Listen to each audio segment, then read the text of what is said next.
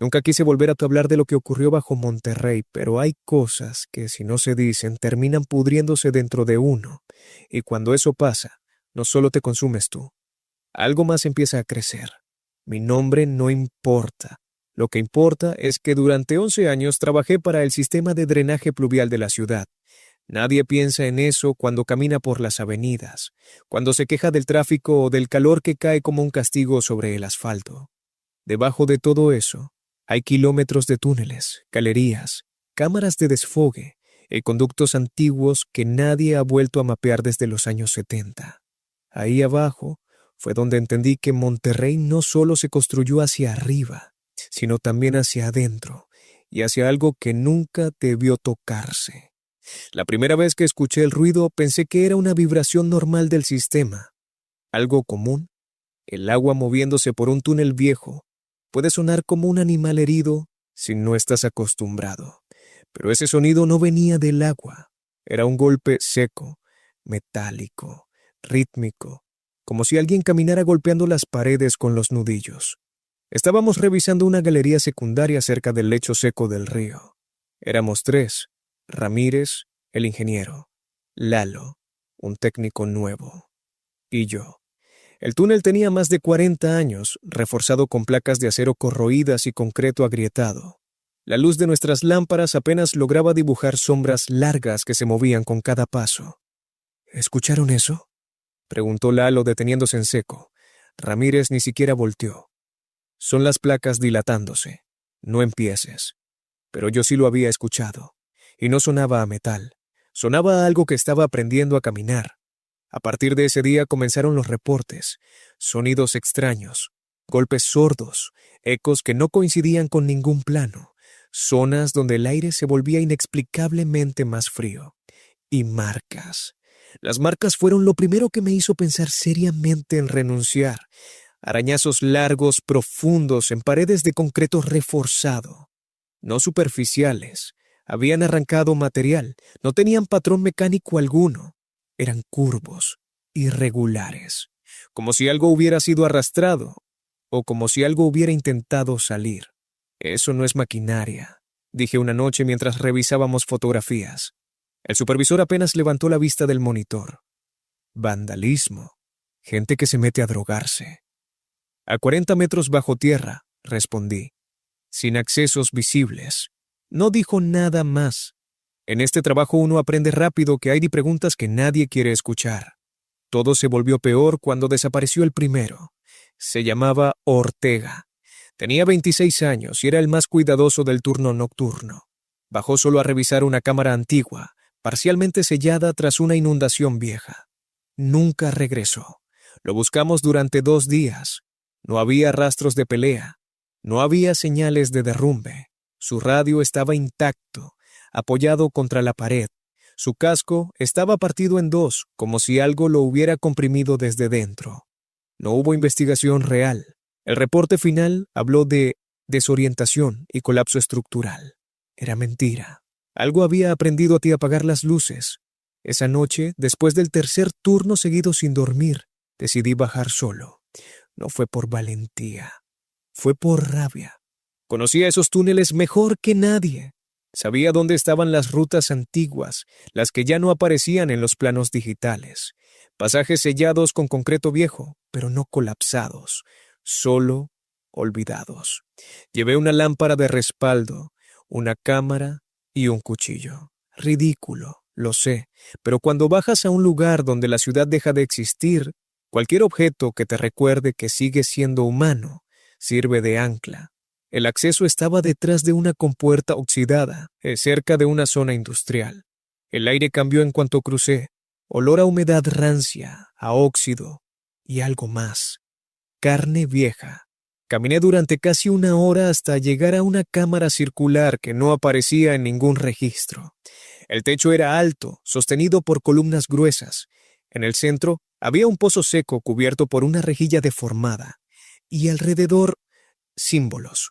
No eran grafitis, no eran palabras. Eran marcas talladas profundamente en el concreto.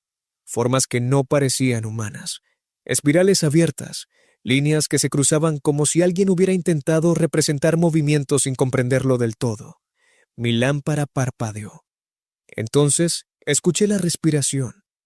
No venía del pozo, venía detrás de mí. No corrí, no pude. El sonido era húmedo, irregular, como si los pulmones no estuvieran hechos para el aire. La cámara se llenó de un frío antinatural y la luz comenzó a fallar. No estoy aquí para ti, dije, sin saber por qué. La respuesta fue un golpe brutal. La pared frente a mí se abolló hacia adentro, como si algo hubiera embestido desde el otro lado. El concreto crujió. Polvo cayó del techo. Y entonces lo vi. No completo, nunca completo. Una forma alta, encorvada, avanzando desde la oscuridad del túnel lateral. Su piel no era piel. Parecía una mezcla de cemento húmedo y tejido vivo, como si la ciudad misma hubiera decidido parir algo y luego arrepentirse. Tenía demasiadas articulaciones. Se movía como si no hubiera terminado de aprender cómo funciona un cuerpo, y sus ojos no eran ojos. Eran cavidades donde la oscuridad parecía más profunda. Retrocedí hasta chocar con el pozo. La rejilla vibró bajo mis botas. No deberías existir, susurré. El sonido que emitió no fue un rugido, fue una imitación de palabras, voces humanas superpuestas, distorsionadas, gritos de auxilio, risas nerviosas, fragmentos de conversaciones. Ortega, Ramírez, personas que nunca salieron. Entendí entonces que no solo los había matado, los había aprendido. La rejilla cedió bajo mi peso. Caí varios metros antes de golpear el fondo. El impacto me sacó el aire de los pulmones. La lámpara rodó lejos, pero milagrosamente siguió encendida. El pozo no estaba vacío. Las paredes estaban cubiertas de restos, ropa, cascos, herramientas incrustadas en una masa endurecida que parecía haberlos absorbido. Y en el centro, algo que latía. No era un corazón, era una base, una especie de nido adherido a la estructura del drenaje. Tubos y varillas atravesaban la masa como raíces. El monstruo no vivía bajo Monterrey. Era Monterrey, o lo que quedaba de ella cuando nadie miraba. Arriba, la criatura comenzó a descender. Se deformó para entrar en el pozo, adaptándose, rompiéndose y recomponiéndose. Cada movimiento dejaba nuevas marcas en el concreto. Comprendí su función. No era un depredador, era un corrector. Algo creado o despertado para sostener la ciudad cuando creció demasiado rápido, para absorber lo que sobraba. Gente, ruido, exceso. Y ahora tenía hambre. No sé cómo salí. Solo recuerdo fuego, chispas, un colapso parcial del túnel provocado por una explosión de gas que, oficialmente, nunca ocurrió. Desperté en un hospital cubierto de yeso y de preguntas. Renuncié al día siguiente. Sellaron la zona. Dijeron que era por seguridad, pero a veces, cuando llueve fuerte en Monterrey, el agua no baja como debería. Se estanca, retumba. Y si prestas atención, si te quedas en silencio entre el tráfico y los truenos, puedes escuchar golpes bajo tus pies, como si algo caminara, aprendiendo de nuevo.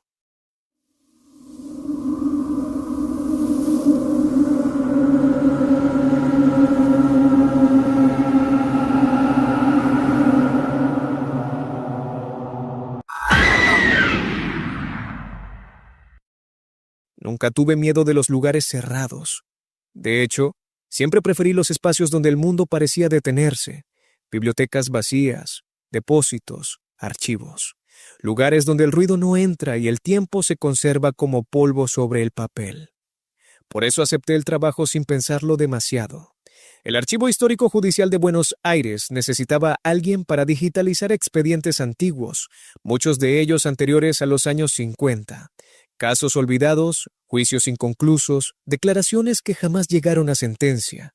Nadie quería ese puesto. El edificio era viejo, mal iluminado y estaba prácticamente aislado del resto de las oficinas modernas. Para mí era perfecto. Me llamo Esteban, soy archivista. O lo era al menos antes de entender que hay documentos que no están hechos para ser leídos, y mucho menos recordados.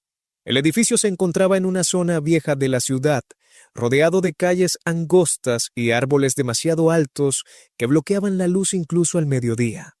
Desde afuera parecía abandonado, como si Buenos Aires lo hubiera rodeado con construcciones más nuevas, hasta olvidarlo en el centro. Por dentro olía a papel húmedo y madera envejecida. El primer día me dieron una sola advertencia. No bajes al subsuelo 3, me dijo la supervisora sin mirarme. No estará habilitado. No pregunté por qué. Ese fue mi primer error. Durante las primeras semanas trabajé sin problemas. El silencio era absoluto, interrumpido solo por el zumbido de los escáneres y el eco distante del tránsito. Clasificaba expedientes, los numeraba, los digitalizaba y los devolvía a estanterías que parecían no terminar nunca.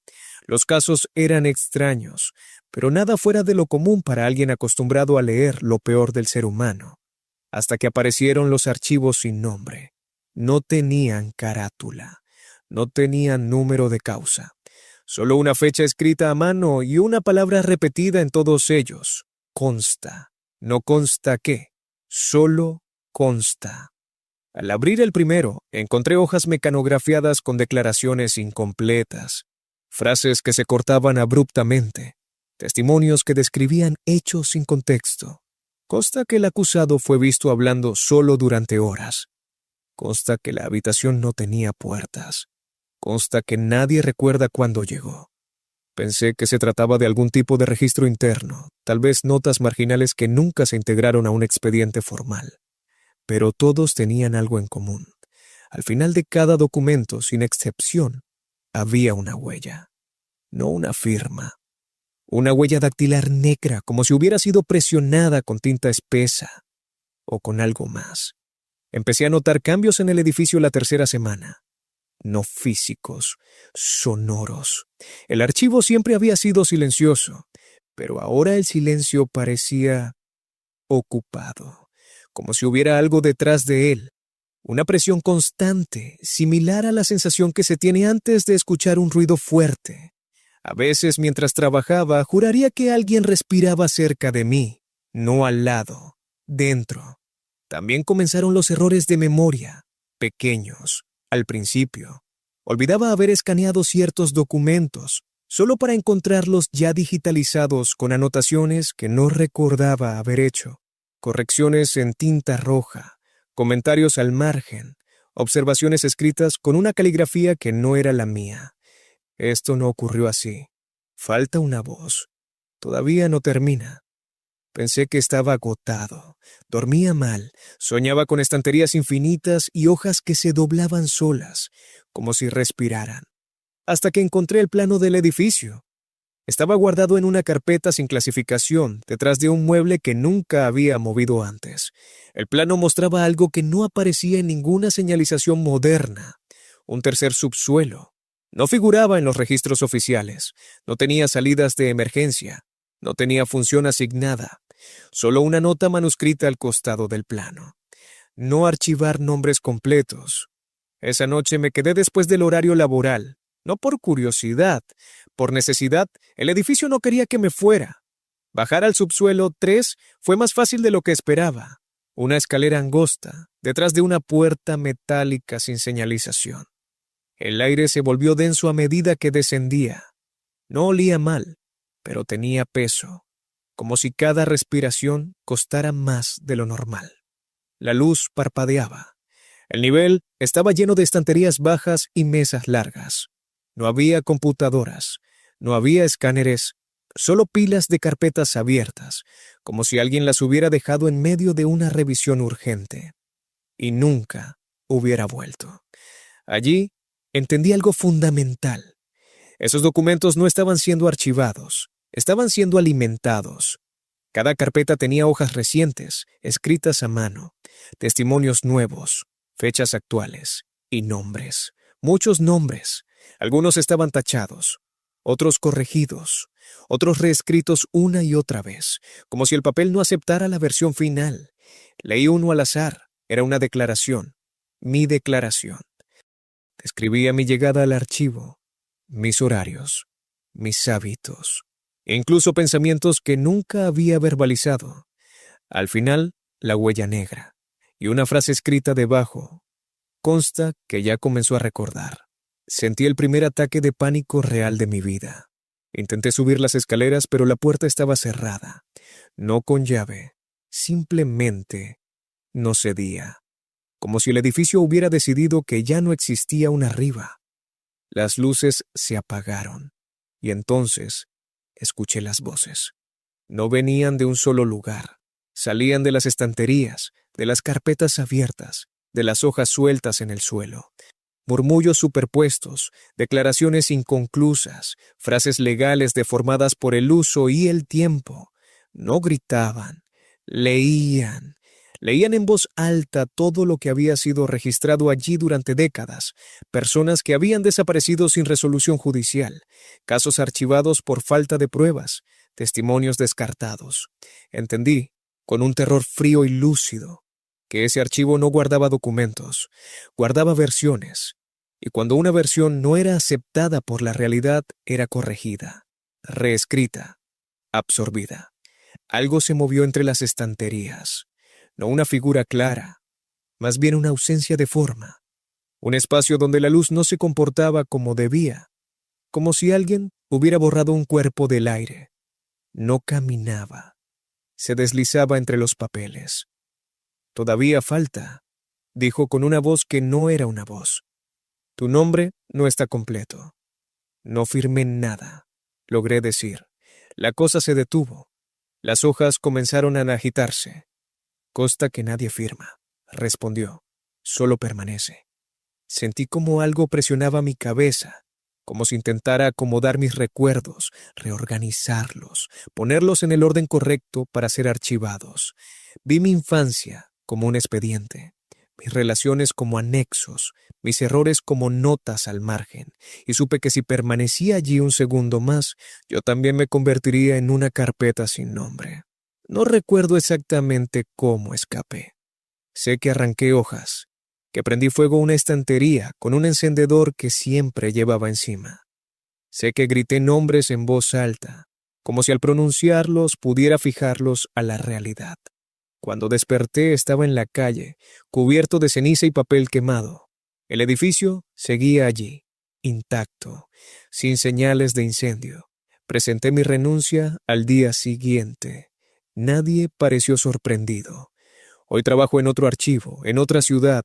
No bajo a subsuelos, no digitalizo documentos sin carátula. No acepto trabajos donde el silencio sea demasiado perfecto. Pero a veces, al revisar un expediente, encuentro una hoja que no debería estar allí, sin número, sin firma, con una huella negra al final y una palabra escrita con tinta que parece fresca.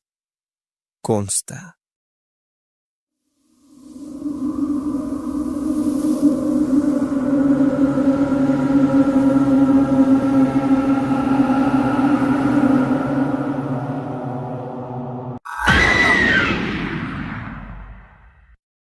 Nunca he creído que las casas estén realmente quietas. Lo sé, suena absurdo. Las vemos inmóviles, clavadas al suelo, obedeciendo planos y escrituras. Pero en Medellín aprendí que hay casas que no pertenecen del todo al lugar donde fueron construidas. Casas que esperan, casas que escuchan, casas que, cuando nadie las mira, se mueven. Me llamo Julián Herrera. Y durante 2 años trabajé como valuador independiente para propiedades en zonas de ladera.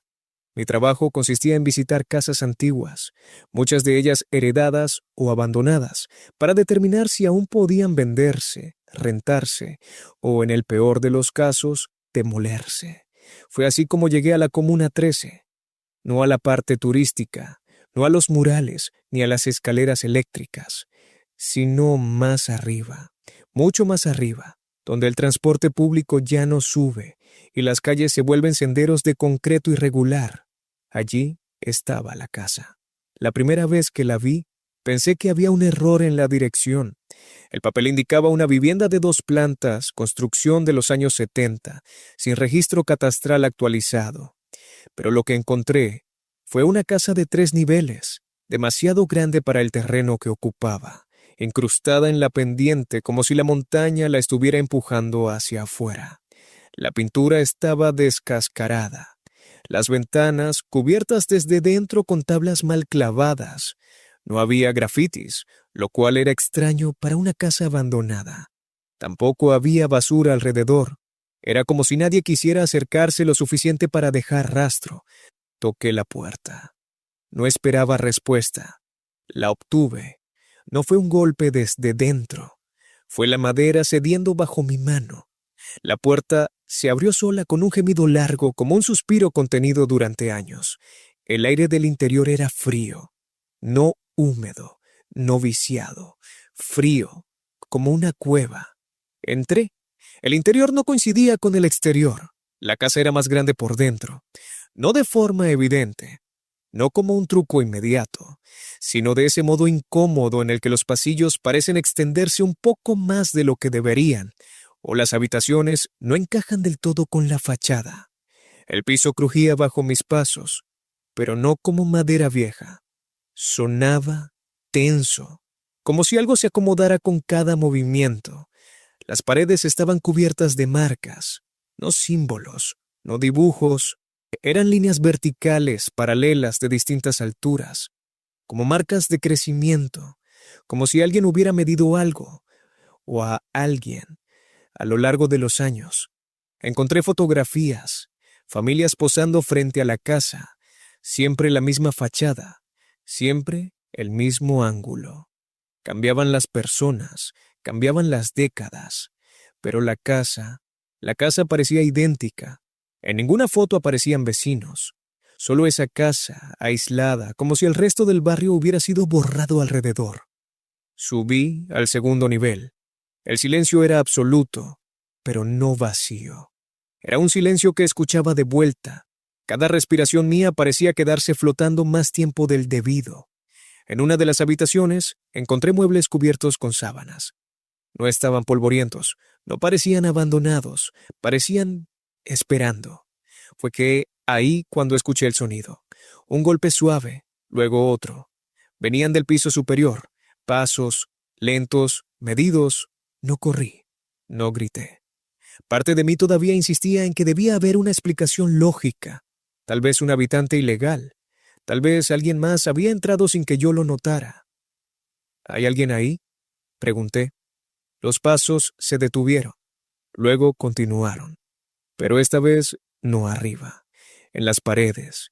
Sentí el cambio antes de verlo. La casa se inclinó. No bruscamente, no como un temblor. Fue una sensación progresiva, como cuando un ascensor comienza a moverse y el cuerpo tarda en entenderlo. La casa estaba subiendo. El mareo me obligó a apoyarme contra la pared. El suelo ya no estaba completamente horizontal. Las ventanas mostraban algo que no coincidía con la vista que había visto al entrar. Más cielo, menos ciudad. Esto no es posible, murmuré. La respuesta llegó desde todos lados. Siempre sube. La voz no tenía dirección, no era masculina ni femenina, no tenía edad. Era como escuchar un recuerdo mal conservado. Corrí hacia las escaleras. Cada escalón parecía más alto que el anterior. El tercer nivel no debería existir según los planos, pero allí estaba, desplegándose ante mí con un pasillo largo y estrecho. Las paredes estaban cubiertas de puertas, decenas, algunas pequeñas, otras demasiado altas, todas cerradas. Los pasos volvieron a sonar, esta vez detrás de mí. Me giré, no vi a nadie, pero la sombra estaba mal, no coincidía con mi cuerpo. Era más larga, más delgada, con proporciones incorrectas. La montaña no nos quería, dijo la voz, así que aprendimos a irnos. Las puertas comenzaron a abrirse. Dentro de cada habitación había personas, no vivas, no muertas. Eran figuras detenidas en momentos específicos. Una mujer mirando por una ventana inexistente, un niño subiendo un escalón que nunca terminaba, un anciano sentado frente a una pared blanca. Todos estaban ligeramente inclinados, como si el mundo alrededor de ellos nunca hubiera dejado de subir. No cabíamos abajo, continuó la voz. Aquí siempre hay espacio. Sentí que el piso vibraba con un ritmo lento, profundo, como un corazón gigantesco latiendo muy despacio. La casa no estaba construida, estaba creciendo. Intenté abrir una ventana. No había exterior, solo más casa, más paredes, más puertas. El aire se volvió más delgado. Respirar costaba trabajo. Cada inhalación parecía incompleta, como si la casa se quedara con una parte. Tú también puedes quedarte, dijo la voz. Solo tienes que dejar de bajar. Entendí entonces qué era aquel lugar. No una casa embrujada, un refugio, un escape. Personas que habían huido de la violencia, de los desalojos, del olvido, encontrando un lugar que no exigía papeles ni raíces. Una casa que, literalmente, se alejaba del suelo cuando el mundo se volvía inhabitable. Pero el precio era quedarse para siempre. Sentí como el suelo volvía a inclinarse, más fuerte esta vez. Mi equilibrio falló y caí de rodillas. Las puertas comenzaron a cerrarse una por una. No, dije, yo todavía pertenezco abajo. El silencio se hizo pesado.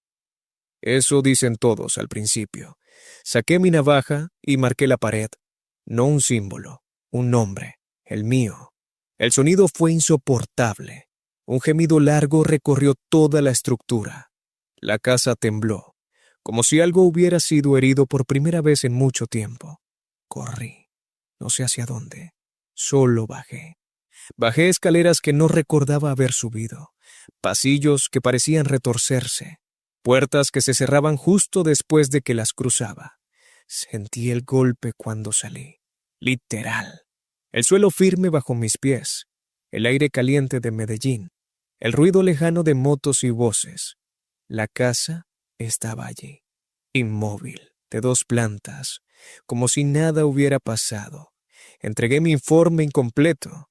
Dije que la estructura era inestable, que no recomendaba su venta ni su uso, que el terreno presentaba movimientos irregulares. Nadie pidió más detalles. Meses después, supe que la casa ya no estaba, no demolida, no incendiada. Simplemente no estaba. En su lugar había un espacio vacío, cubierto de maleza, como si nunca hubiera habido nada allí. Pero a veces, cuando subo demasiado alto por las laderas de Medellín, siento una inclinación extraña bajo mis pies. Y si miro al cielo el tiempo suficiente, juro que puedo ver un techo, moviéndose, muy despacio, hacia arriba.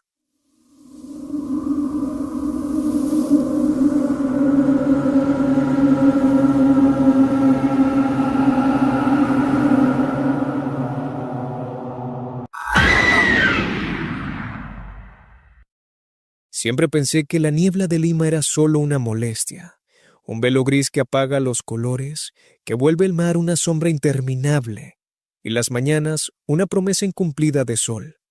Crecí con ella, aprendí a ignorarla, a caminar dentro sin sentirme perdido, hasta que la niebla empezó a reconocerme. Me llamo Rodrigo Salvatierra y durante 8 años trabajé como operador de mantenimiento en el viejo faro cercano a la costa, en un tramo poco transitado, lejos de los malecones turísticos y de las playas llenas de gente. No era un trabajo peligroso ni particularmente interesante, pero me gustaba la soledad, el mar, el sonido constante de las olas golpeando las rocas, el ritmo predecible de la luz girando cada noche. El faro llevaba décadas en funcionamiento. Nadie recordaba exactamente cuándo se construyó, ni cuántas reparaciones improvisadas había sufrido. Solo sabíamos que seguía encendiéndose, y que eso era suficiente. La primera vez que escuché mi nombre dentro de la niebla fue una madrugada de invierno. Había salido a revisar un generador auxiliar. La visibilidad era mínima, apenas unos metros frente a mí. La niebla no se movía como vapor normal. Parecía deslizarse, arrastrándose sobre el suelo, pegándose a las paredes del faro. Rodrigo, me detuve. No fue un grito, no fue un susurro. Fue una voz clara, firme, como si alguien me hablara desde muy cerca. ¿Hola? Respondí sintiéndome estúpido de inmediato. No hubo respuesta. Pensé que había sido el viento o mi mente cansada jugando trucos. Volví al interior y no le di más vueltas.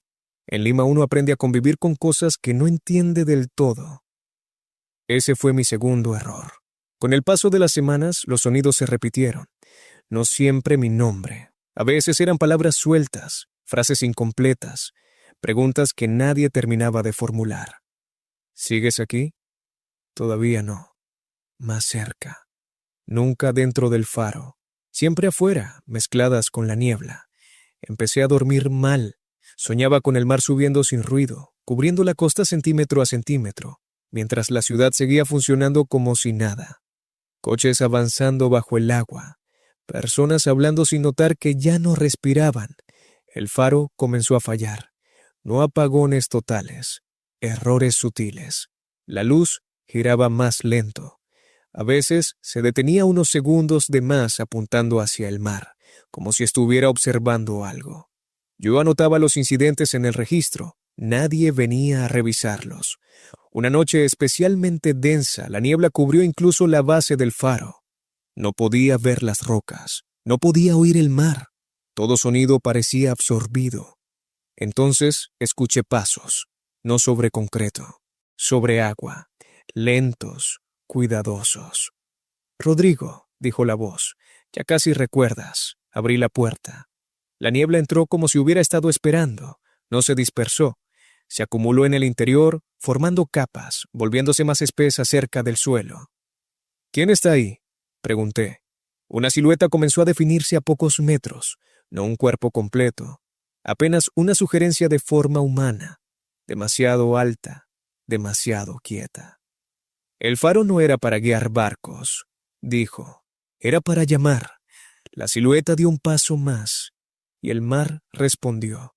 Un sonido profundo, grave, como un suspiro gigantesco que venía desde muy lejos. Intenté cerrar la puerta, pero algo la sostuvo. No una mano, una presión uniforme, como si la niebla misma hubiera decidido que esa apertura ya no debía cerrarse. «Aquí se pierde menos», continuó la voz. «La ciudad olvida rápido, el mar no». Imágenes comenzaron a invadirme sin permiso. Personas caminando hacia el agua en distintas épocas. Pescadores, soldados, niños, gente sin nombre. Todos desapareciendo en la niebla, sin violencia, sin resistencia. No ahogados, absorbidos. «El faro mantiene el equilibrio», dijo la voz. «Mientras haya alguien aquí, la costa recuerda dónde termina». Sentí frío, no en la piel, en los pensamientos. «¿Y si me voy?», pregunté. La silueta se desdibujó un poco. «Entonces la niebla baja», respondió, «y el mar aprende otros nombres». Entendí. No era una amenaza, era una advertencia. Las noches siguientes me negué a salir. Permanecí dentro, con la luz encendida, fingiendo que todo estaba bien. Pero el faro seguía fallando. La luz giraba cada vez más lento. El mar cada vez más silencioso. Una madrugada, la ciudad desapareció. No de golpe, gradualmente. Miré hacia donde deberían verse las luces lejanas de Lima, y no había nada.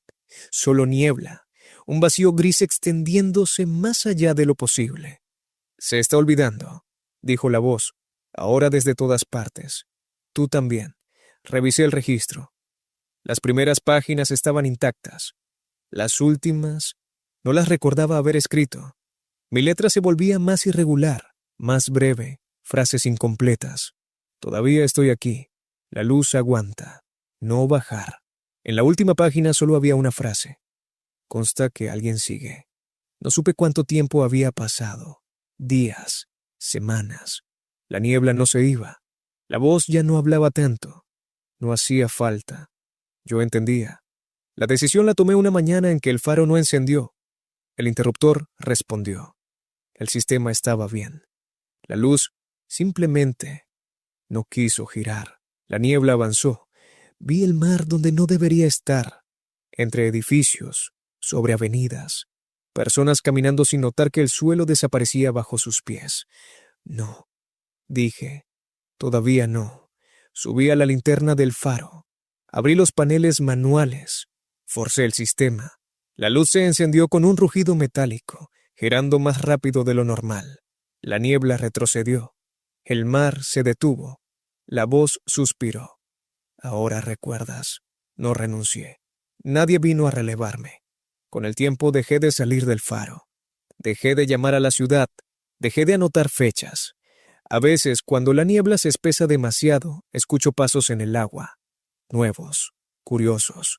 Y cuando alguien se acerca demasiado, cuando la costa empieza a olvidar otra vez, la luz gira. Yo sigo aquí. Mientras haya alguien que recuerde dónde termina el mar, Lima seguirá respirando.